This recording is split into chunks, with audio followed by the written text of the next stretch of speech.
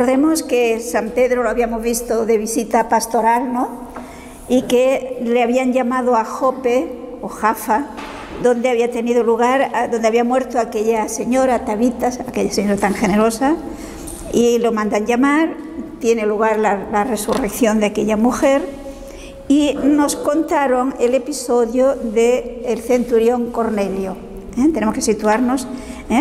Cornelio está en Cesarea y es un hombre piadoso, es un pagano, es un romano, pero simpatizante con el judaísmo, porque recordemos que es un hombre que hace muchas limosnas y que hace oración, y justamente en el momento en que está haciendo oración, a la hora que en el templo de Jerusalén se ofrecía el sacrificio, es cuando tiene aquella visión. O sea, Dios le envía un ángel y le manda llamar, le dice que vaya a Jope, que allí hay un tal Simón Pedro en la calle donde está, la casa donde se encuentra, y que le diga que venga, ¿no? Y recordemos que Dios preparó a San Pedro, esto es muy importante, preparó a San Pedro con aquella visión del lienzo, y Dios le dice: lo que Dios ha purificado, tú no lo llames impuro. Y es en aquel momento en que él no entiende, cuando llegan los enviados de Cornelio a casa donde está Simón Pedro, y recordemos que fue el último que comentamos, que Pedro, digamos, el Espíritu Santo le dice a Pedro que acoge a esos que llegan, que los envía a él. Y creo que lo último que vimos fue esto, ¿no? Que Pedro invitó a entrar a estos extranjeros, a estos paganos, y al día siguiente partió con ellos a Cesarea. Pues vamos a leer los versículos 24 al 26. Al día siguiente entró en Cesarea, donde Cornelio lo estaba esperando, reunido con sus parientes y amigos íntimos. Cuando iba a entrar Pedro, Cornelio le salió al encuentro y, postrándose, le quiso rendir homenaje. Pero Pedro le levantó diciéndole: «Levántate, que soy un hombre como tú». O sea, que vemos el interés que tiene Cornelio, la importancia que da Cornelio a la visita de Pedro y a lo que le va a decir Pedro. Cornelio ve en Pedro a un mensajero de Dios, y por lo tanto ha reunido a sus familiares, a sus amigos, y está Cornelio pues allí con todos sus parientes y amigos, evidentemente todos paganos, deseosos de escuchar el mensaje que le dará Pedro. Pero ¿qué tenemos que entender con ese gesto de Cornelio? Que se nos dice que cuando Pedro llegó allí, iba a entrar, Cornelio se postró a sus pies, dice, y le adoró. Si tenemos en cuenta que se ha dicho que era un hombre piadoso, era un hombre temeroso de Dios, tenemos que pensar que no es idólatra. Es decir, en su mentalidad no pretende adorar, no es un hombre supersticioso que piense que Pedro es Dios, al que adora, no, sino que es el sentido de ese saludo reverente que existían entre los judíos. Por ejemplo, tenemos una expresión semejante cuando en el Antiguo Testamento, si queréis podemos leerlo en el capítulo 33 del Génesis, el versículo 3. Él pasó delante de ellos y se postró en tierra 7 veces hasta llegar donde su hermano. Es el encuentro de Jacob con su hermano Esaú. Tiene esa actitud de, no una reverencia, sino hasta 7 reverencias, postrado hasta el suelo. Por lo tanto, lo que hace Cornelio, que es pues un saludo profundo con el cual manifiesta la importancia que da a la misión, a la misión que tiene Pedro. Es un mensajero de Dios. Pero por otra parte vemos la profunda humildad de Pedro, y hace ver que aunque su misión ciertamente es muy importante, pero él es también un hombre y él es también pecador, y por lo tanto, como tal, se considera indigno de recibir semejante saludo con tanta reverencia. Es decir, no olvidemos que San Pedro, la experiencia de haber negado al Señor, le ha hecho muy humilde. Y por lo tanto, una cosa es su misión, la misión en la Iglesia que tiene, que le ha dado Dios, que ciertamente es pues el primer Papa, y otra cosa es su condición de ser humano. Y él, por lo tanto, le dice: yo soy un hombre igual que tú. Por lo tanto, lo hace levantar. Y veamos cómo Pedro ha ido asimilando lo que Dios le ha querido enseñar mediante aquella visión de aquel lienzo que bajaba con toda clase de animales.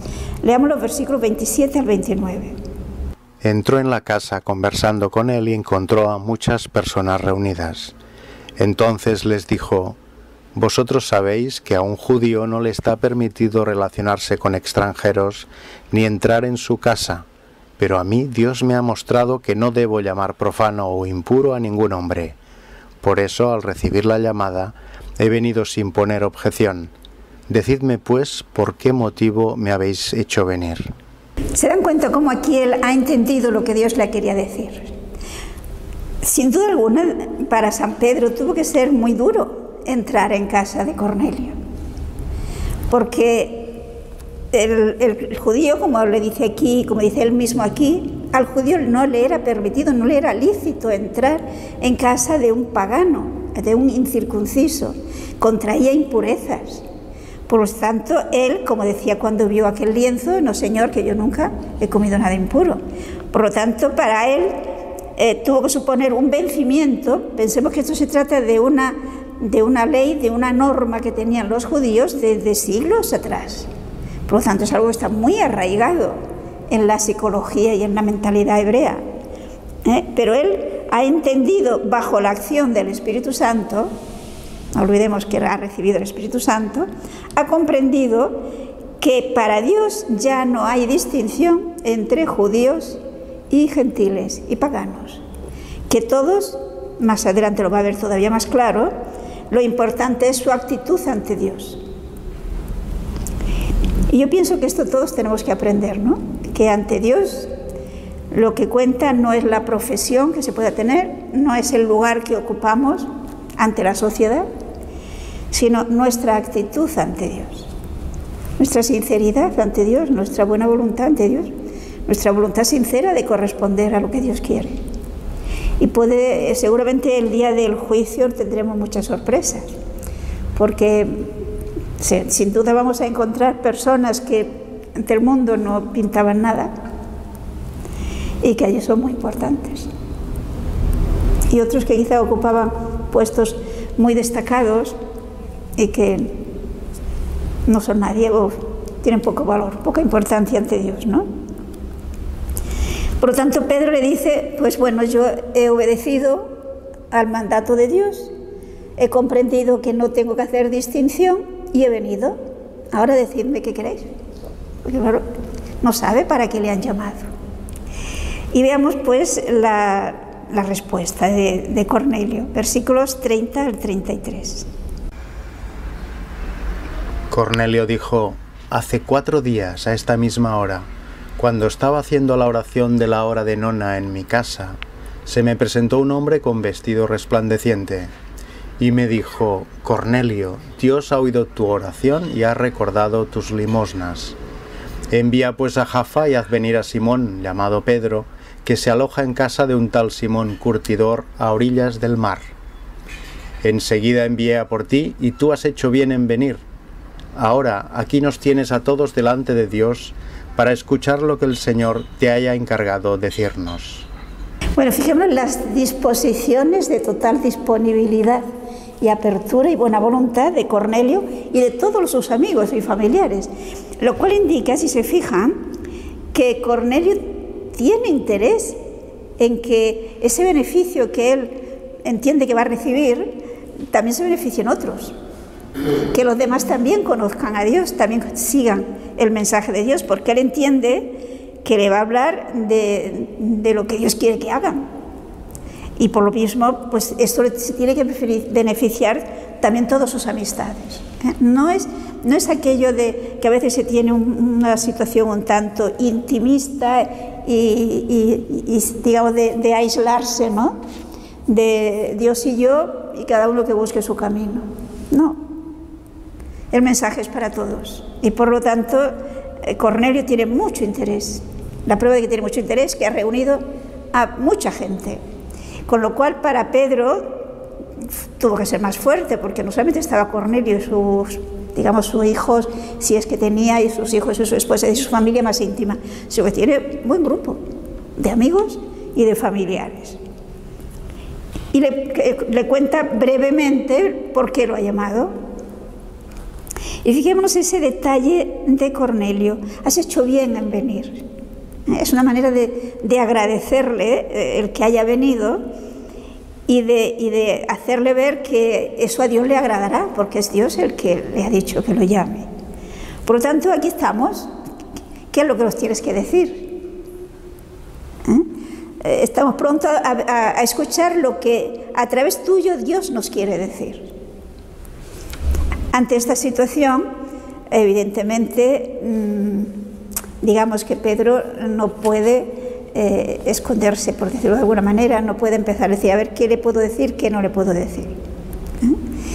Como veremos más adelante, para los judíos en general, que se habían hecho cristianos, porque hasta ahora, no olvidemos, la comunidad cristiana está formada por judíos cristianos, pero todos son judíos. Por lo tanto, veremos más adelante que la idea que tenían era, pues que sí, el Evangelio era para todos, pero que primero se hicieran judíos y luego vendría el hacerse cristianos, porque les parecía que el primer paso necesario era ser judíos.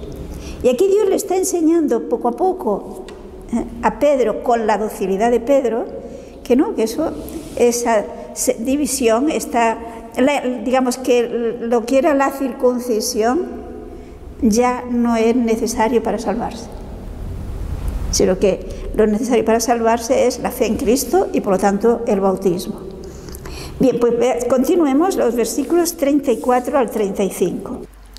Pedro tomó la palabra y dijo: ahora comprendo con toda verdad que Dios no hace acepción de personas, sino que acepta al que lo teme y practica la justicia, sea de la nación que sea. Primero, ¿qué entiende San Pedro? Reconoce que ante Dios no hay acepción de personas. ¿Y qué significa esto? Porque pensemos en aquel momento, Pedro, judío, cristiano, y Cornelio, un pagano y por lo tanto politeísta. Él era un romano, pues tenía la religión de los romanos, que tenían muchos dioses, eran politeístas y por consiguiente unas leyes diferentes, pertenecía a otra religión. Y sin embargo, fijémonos que Dios le está haciendo entender a Pedro que no por el hecho de pertenecer a aquella otra religión, Dios no lo ama, sino que lo que Dios está esperando, lo que Dios, digamos, quiere es su sinceridad y su apertura a Dios. Dios nos puede hablar de muchas maneras. Por lo tanto, lo importante es estar en esa actitud de escucha a lo que Dios me quiera decir a través de los medios que sea. Como que normalmente un judío nunca habría hablado a Cornelio de Cristo, Dios tiene que valerse de un medio extraordinario, que es enviarle un ángel. Pero lo normal es que sea a través de la Iglesia. Como llegamos, y de hecho vemos que el ángel lo que hace es ponerle en contacto con la Iglesia. Que venga Pedro. Por lo tanto, repito, Pedro dice, ahora reconozco que para Dios no hay acepción de personas, sea de la cultura, diríamos, y de la religión que sea. Interesa su actitud, sino que en toda nación el que teme a Dios y practica la justicia le es grato. No olvidemos que temer a Dios en la Biblia no significa tenerle miedo, sino se trata de esa actitud de respeto, de adoración, de amor hacia Dios, de devoción hacia Dios. Entonces, todo el que sinceramente busca a Dios y se esfuerza por vivir de acuerdo con la voluntad de Dios, Dios lo ama. Esto es lo que nos viene a decir. Continuemos, 36 al 43. envió su palabra a los hijos de Israel anunciando la buena nueva de la paz que traería Jesucristo, el Señor de todos. Vosotros conocéis lo que sucedió en toda Judea, comenzando por Galilea, después del bautismo que predicó Juan. Me refiero a Jesús de Nazaret, ungido por Dios con la fuerza del Espíritu Santo, que pasó haciendo el bien y curando a todos los oprimidos por el diablo, porque Dios estaba con él. Nosotros somos testigos de todo lo que hizo en la tierra de los judíos y en Jerusalén. A este lo mataron, colgándolo de un madero, pero Dios lo resucitó al tercer día y le concedió la gracia de manifestarse. No así a todo el pueblo, sino a los testigos designados por Dios, a nosotros, que hemos comido y bebido con él después de su resurrección de entre los muertos. Nos encargó predicar al pueblo, dando solemne testimonio de que Dios lo ha constituido juez de vivos y muertos. De él dan testimonio todos los profetas, que todos los que creen en él reciben por su nombre el perdón de los pecados. Como ven, San Pedro le hace un desarrollo breve, sin duda fue más largo que esto que nos trae Lucas, de qué significa Jesucristo, del mensaje cristiano. ¿Y qué nos dice? La salvación viene de los judíos, es decir, son los judíos los que han acogido a Cristo y los que lo han transmitido al resto de la humanidad. ¿Y qué se nos dice de Jesucristo? Pues se nos dice que viene a anunciar la paz a todos. Se nos dice que es Kyrios, es decir, que es Señor, que es Dios, pero que se ha hecho hombre y que estuvo predicando desde Galilea hasta Judea. Una cosa muy interesante, que está ungido por el Espíritu Santo. Fijémonos la importancia enorme de la presencia del Espíritu Santo y que muchas veces no le damos toda la importancia que tiene. El Espíritu Santo, podríamos decir, es, sin dudarlo, es el personaje fundamental de la Iglesia, es el actor fundamental de la Iglesia. Pero fijémonos que no se ve. Y a veces le damos mucha importancia a lo que se ve, a lo que destaca. El Espíritu Santo no destaca porque no se ve, no se deja ver. Pero si no fuera por él, todos no podríamos hacer nada. Es el que da vida a cada uno de nosotros, comenzando por Jesús. Es el Espíritu Santo quien hizo que la Virgen concibiera a Jesús en su seno, que Dios se hiciera hombre en el seno de la Virgen, fue obra del Espíritu Santo. Es el Espíritu Santo el que movió en todo momento a Jesús. Y movido por el Espíritu Santo, Jesús pasó haciendo el bien. Que fue muerto, y que fue muerto cruelmente, colgado de un madero, se nos dice, pero que Dios lo resucitó. Fijemos que aquí tenemos lo que es el mensaje fundamental del cristianismo. Jesús es Dios hecho hombre, que nos ha anunciado el camino al Padre, que Él es el camino al Padre, que ha muerto por nuestros pecados, pero que ha resucitado. Y que por lo tanto no es un fracasado, es un victorioso, es un vencedor. Y ha nombrado a unos testigos de este hecho, para que lo anuncie a los demás, pero que este hecho histórico de la muerte y resurrección de Jesucristo ya estaba anunciado en el Antiguo Testamento. O sea, no ha sido una cosa que los hombres de su tiempo hicieron, digamos, contraviniendo el proyecto de Dios. No. Dios ya lo tenía previsto. ¿Por qué? Porque para Dios no existe el tiempo. Y por consiguiente, Dios ve ahora todo lo que va a ocurrir en la historia a lo largo de los siglos. Y por lo tanto, muchos siglos, desde el principio mismo de la creación, Dios ya sabía lo que iba a ocurrir. Por lo tanto, lo pudo anunciar. Es decir, no fue una sorpresa. Y Dios se ha valido de esto precisamente para manifestarnos su amor y para, de esta forma, destruir la muerte mediante esa entrega amorosa hasta el límite de Jesucristo. Es decir, a la desobediencia de Adán ha quedado superada por esa obediencia de Jesucristo. Y la prueba de ello es que ha resucitado entre los muertos. Y ellos son testigos. Esto, en resumen, es el mensaje cristiano. Por lo tanto, fijémonos que si en nuestra fe estas verdades no forman parte fundamental, pues tenemos un cristianismo que no está. No sé si lo vemos claro, ¿no? Es decir, la fe en que Cristo ha muerto por nuestros pecados y que ha resucitado es fundamental, sí, para ser cristiano. Pues continuemos desde el versículo 44 hasta el 46. Todavía estaba Pedro exponiendo estos hechos cuando bajó el Espíritu Santo sobre todos los que escuchaban la palabra. Y los fieles de la circuncisión que habían venido con Pedro se sorprendieron de que el don del Espíritu Santo se derramara también sobre los gentiles, porque los oían hablar en lenguas extrañas y proclamar la grandeza de Dios. Entonces Pedro añadió: ¿se puede negar el agua del bautismo a los que han recibido el Espíritu Santo igual que nosotros? Bueno, fijémonos pues que Pedro seguía hablando. Ya ha dicho lo fundamental, podríamos decir, ¿no? Como he dicho antes, lo esencial del mensaje cristiano. Y los judíos que acompañan a Pedro y Pedro mismo, pues se da cuenta de que aquel grupo de paganos reciben el Espíritu Santo.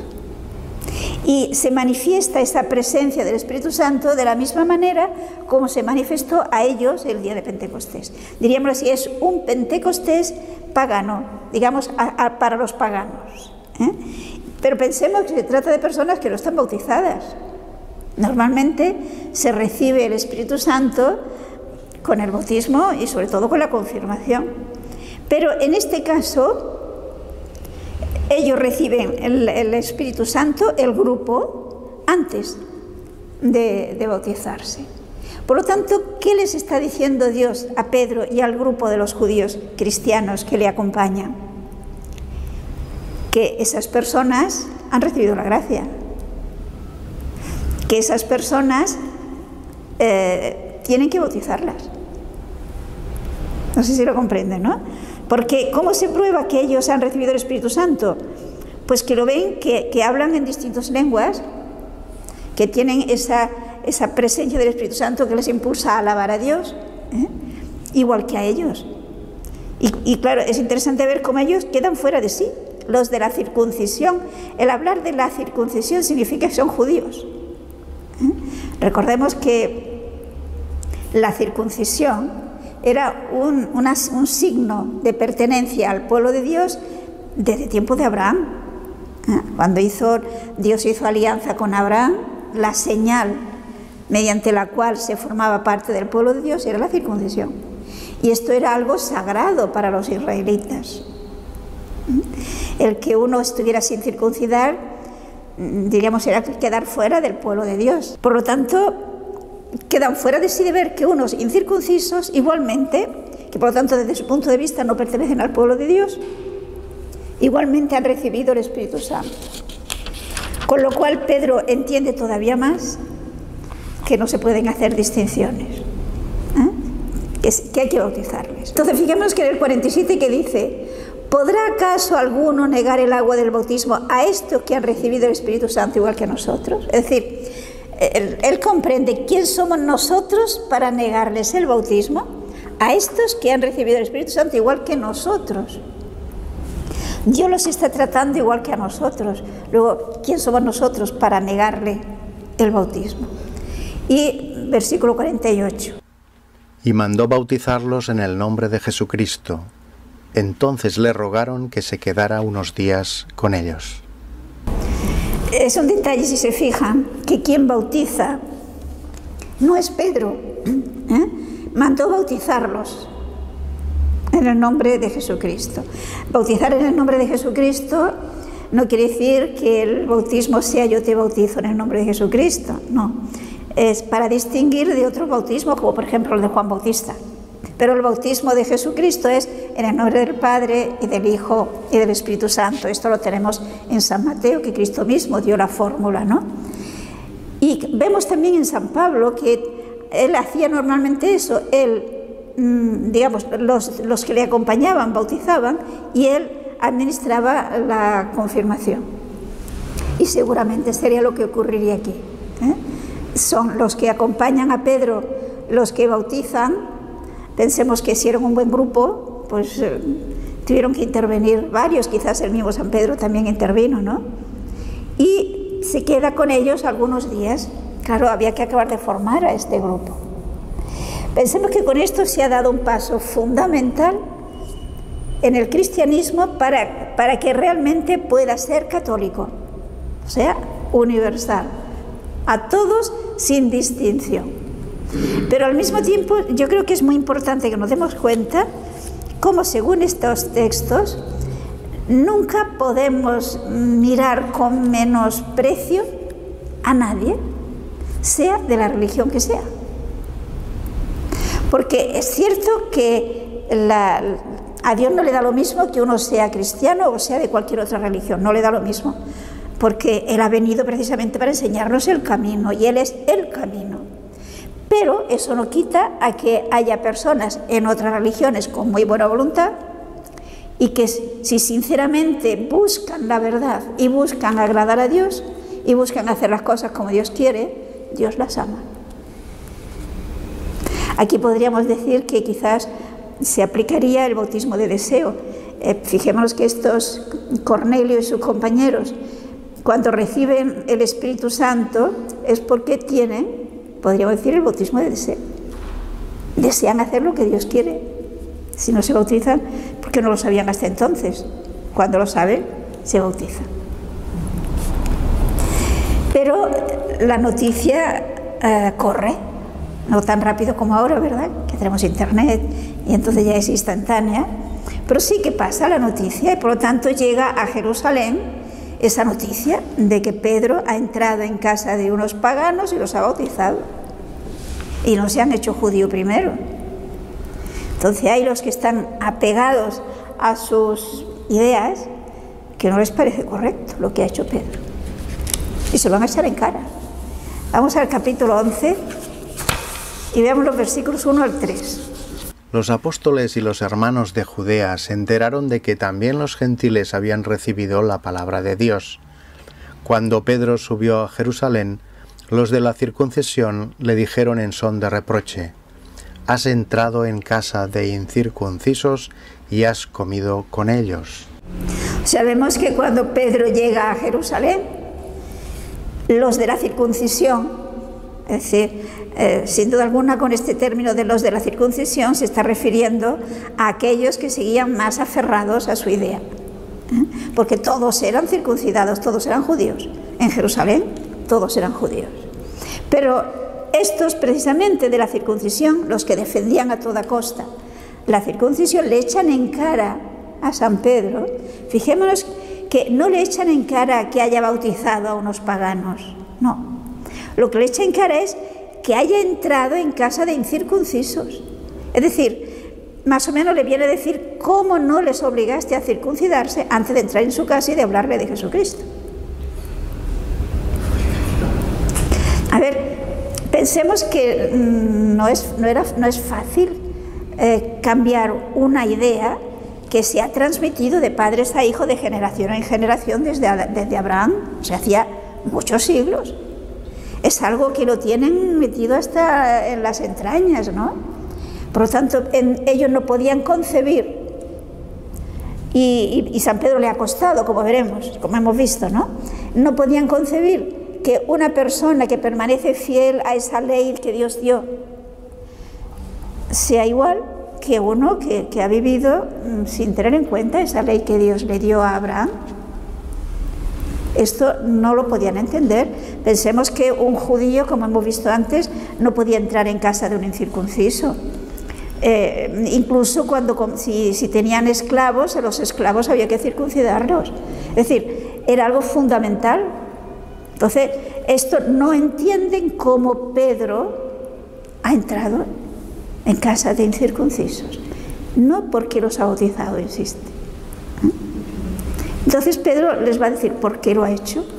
Vamos a leer el relato, hace brevemente el relato de su experiencia, ¿no? Leamos del 4 al 17. Pedro entonces comenzó a exponerles los hechos por su orden, diciendo: Estaba yo orando en la ciudad de Jaffa, cuando tuve en éxtasis una visión, una especie de recipiente que bajaba, semejante a un gran lienzo que era descolgado del cielo y sostenido por los 4 extremos hasta donde yo estaba. Miré dentro y vi cuadrúpedos de la tierra, fieras, reptiles y pájaros del cielo.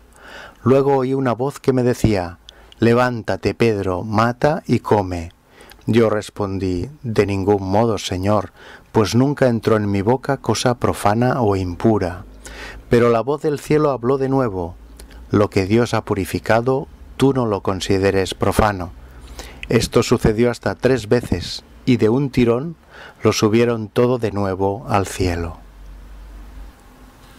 En aquel preciso momento llegaron a la casa donde estábamos 3 hombres enviados desde Cesarea en busca mía. Entonces el Espíritu me dijo que me fuera con ellos sin dudar. Me acompañaron estos 6 hermanos y entramos en casa de aquel hombre. Él nos contó que había visto en su casa el ángel que en pie le decía: Manda recado a Jaffa y haz venir a Simón llamado Pedro. Él te dirá palabras que traerán la salvación a ti y a tu casa. En cuanto empecé a hablar, bajó sobre ellos el Espíritu Santo, igual que había bajado sobre nosotros al principio. Entonces me acordé de lo que el Señor había dicho: Juan bautizó con agua, pero vosotros seréis bautizados con Espíritu Santo. Pues si Dios les ha dado a ellos el mismo don que a nosotros, por haber creído en el Señor Jesucristo, ¿quién era yo para oponerme a Dios? Como ven, Pedro responde con lo que Dios le ha dicho a través de estas experiencias, ¿no? Le cuenta cómo Dios le hizo ver que lo que Dios ha purificado, él no lo llama impuro.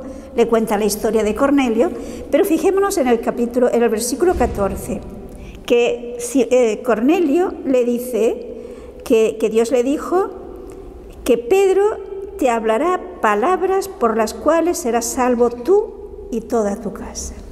Es decir, fijémonos cómo el Evangelio es una doctrina, unas verdades que aceptadas nos dan la salvación. Y el portador de estas palabras es Pedro. Por esto esa actitud de máxima atención y de máximo entusiasmo, ¿no?, por lo que Pedro les va a decir. Pero esto mismo nos indica que hemos de aceptar, acoger la palabra tal cual, sin acomodarla a nuestro criterio, a lo que nos gusta. Es decir, la palabra, el mensaje de Cristo, es el que nos da la salvación, el que nos da la posibilidad de salvarnos si lo acogemos tal cual. Lo digo porque fijémonos que tenemos la tentación de acomodarlo a nuestra mentalidad, a nuestros gustos, ¿no? El Evangelio se ha de aceptar tal cual es, con todas sus exigencias y con todas sus alegrías.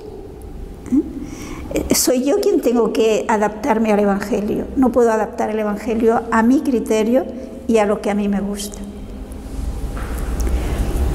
Y luego, en el versículo 17, la afirmación de San Pedro: si Dios pues les había otorgado igual don que a nosotros por creer en Jesucristo, ¿quién era yo para oponerme? Fijémonos que por lo tanto él hace ver que haberles exigido la circuncisión habría sido oponerse a Dios. ¿Cómo se iba a oponer a Dios? La reacción de los oyentes, que al fin y al cabo pues tenían buena voluntad, pues es positiva. Fijémonos en el versículo 18. Oyendo esto, se calmaron y alabaron a Dios diciendo: así pues, también a los gentiles les ha otorgado Dios la conversión que lleva a la vida. Una vez que han escuchado las palabras de San Pedro, las aceptan. Y por lo tanto glorifican a Dios. Es decir, para ellos es una enorme sorpresa ver cómo para Dios ya esa separación no existe, sino que Dios ha concedido también a los paganos la penitencia para la conversión mediante la fe en Jesucristo. Que lo importante es esto, es la fe en Jesucristo. La circuncisión fue un camino, una preparación para llegar a Cristo. San Pablo en la carta a los Gálatas nos dirá que la ley fue el pedagogo que nos llevó a Cristo, o sea, como el que porta el niño al colegio, ¿no? Una vez que ha llevado el criado o la persona que sea, ¿no?, que lleva el niño al colegio, una vez que el niño llega al colegio, su misión ya ha terminado, ahora viene la misión del maestro, ¿no? Pues el Antiguo Testamento, toda esa ley, por ejemplo, la circuncisión, pues fue eso el que nos llevó a Cristo. Una vez que está en Cristo, ya lo importante es Cristo, es creer en Jesucristo. Y ahora en los versículos siguientes se nos va a hablar de cómo se sigue extendiendo el Evangelio. Leamos el versículo 19. Entre tanto, los que se habían dispersado en la persecución provocada por lo de Esteban llegaron hasta Fenicia, Chipre y Antioquía, sin predicar la palabra más que a los judíos. O sea que, como vemos, vuelve a lo que nos había dicho en el capítulo 8, cómo a raíz de la muerte de Esteban muchos tuvieron que huir de Jerusalén e iban hablando de Jesucristo. Pues aquí nos vuelven a decir que aquellos que tuvieron que huir mediante la persecución que se ocasionó a la muerte de Esteban, pues llegaron a Fenicia, a Chipre, a Antioquía. Todos esos lugares había judíos y solo predicaban a los judíos. Claro, no se veían en qué situación, en qué condiciones se podía predicar el Evangelio al resto. Después de esa experiencia de Pedro, después de que Pedro, que es el que tiene las llaves, recordemos que Cristo le dijo: tú eres Pedro y te daré las llaves del reino de los cielos, ¿no? O sea, Pedro, usando sus llaves, digámoslo así, ha abierto la puerta a los gentiles, ahora ya también se atreven a predicar a los no judíos. Fijémonos en el versículo 20. Pero algunos, naturales de Chipre y de Cirene, al llegar a Antioquía se pusieron a hablar también a los griegos, anunciándoles la buena nueva del Señor Jesús. O sea, fijemos que aquí se nos habla de la predicación del Evangelio en la actual Siria. O sea, como ven, los cristianos son antiquísimos en Siria, en el siglo I. Entonces aquí nos encontramos con que algunos cristianos que eran oriundos de Chipre y de Cirene, con una mentalidad más amplia, y una vez que sin duda alguna se han enterado del acontecimiento de la conversión de Cornelio, pues se atreven también a predicar a los paganos. Y en virtud de esta predicación de estos misioneros que son laicos, se formará la primera comunidad cristiana en Antioquía. Se trata de Antioquía de Siria. Fijémonos que Antioquía de Siria era una ciudad romana, estaba dentro del Imperio Romano y era la tercera ciudad en importancia en todo el Imperio Romano. O sea, la más importante Roma, la segunda Alejandría y la tercera Antioquía de Siria.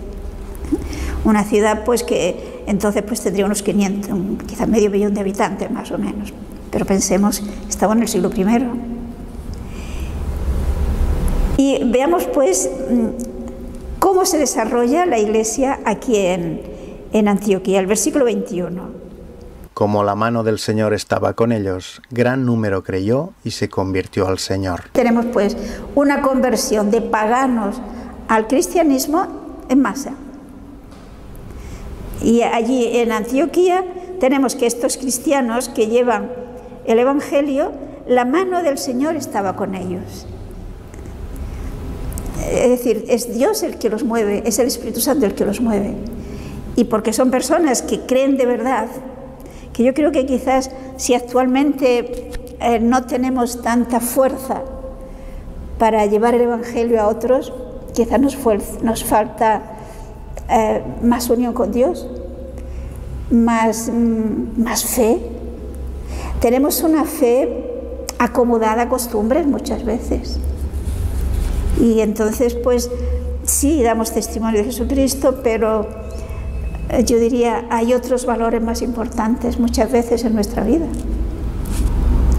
Y entonces, carece de fuerza esa predicación.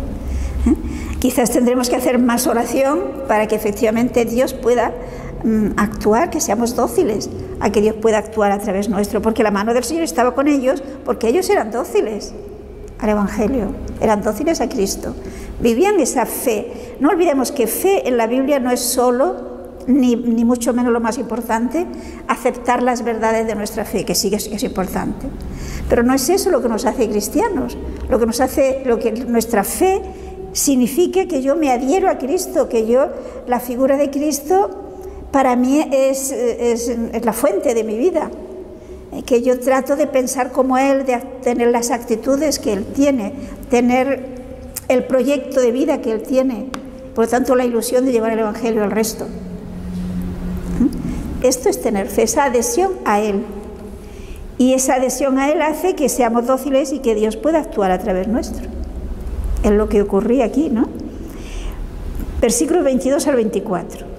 Llegó la noticia a oídos de la iglesia de Jerusalén y enviaron a Bernabé a Antioquía.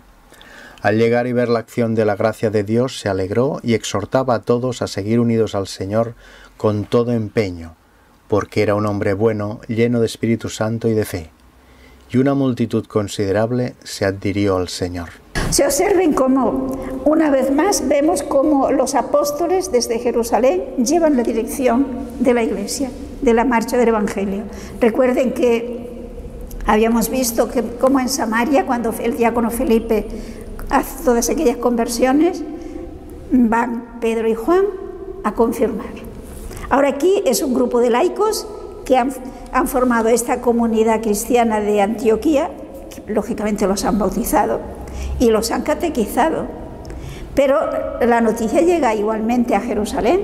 Y entonces, ¿quién va ahora a acabar de formar a estos cristianos? Porque fijémonos que se trata también, además de confirmar, de asegurar que se transmite íntegra la fe, que no se transmiten otras ideas, que no se forma otra religión con otras ideas, ¿no? Han de ser fieles. El San Pablo considera el mensaje de Cristo como un depósito que hay que transmitir íntegro, sin alterarlo. Entonces, es importante comprobar que no se está alterando. Y entonces envían a Bernabé. ¿Se acuerdan que ya se nos había hablado de Bernabé como un hombre generoso? Fue Bernabé el que introdujo en la iglesia a San Pablo, porque le tenían miedo, ¿no?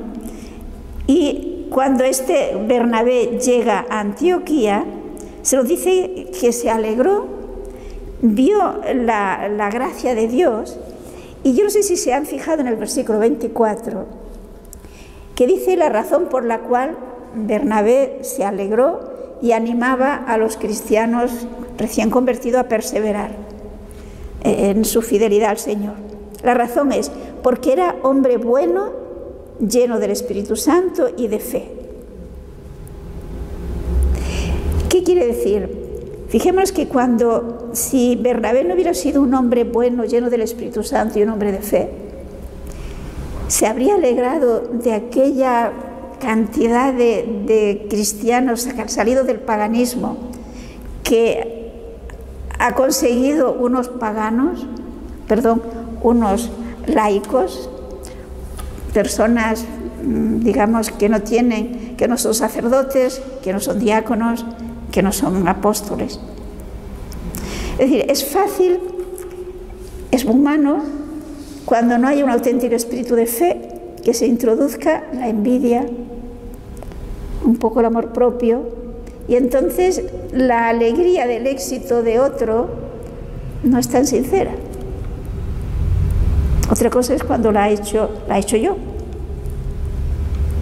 Y eso es muy, muy humano. Y es una tentación que podemos tenerla todos. Sin embargo, Bernabé es un auténtico cristiano. Es una persona que realmente ama a Jesucristo, que se deja conducir por el Espíritu Santo y por lo tanto se alegra del éxito que han obtenido esos otros cristianos. Personas sencillas.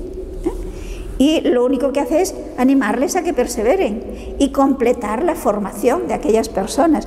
Y de hecho, dada esa actitud suya, creció muchísimo el número de cristianos. Y en vista de tal desarrollo de cristianos, pues se ve que se necesita refuerzo, él solo no puede llegar. Y por esto la reacción del mismo. Fijemos los versículos 25 y 26. Bernabé salió para Tarso en busca de Saulo. Cuando lo encontró, se lo llevó a Antioquía. Durante todo un año estuvieron juntos en aquella iglesia e instruyeron a muchos. Fue en Antioquía donde por primera vez los discípulos fueron llamados cristianos. O sea, fijemos la importancia de esta comunidad. Bernabé ve que son muchos. Recordemos que Bernabé conocía a Saulo. A Saulo lo habían llevado a Tarso, que él era de allí, de Tarso, aunque ya comentamos cómo lo lógico es que Saulo no se estuviera quietecito en su ciudad, en Tarso.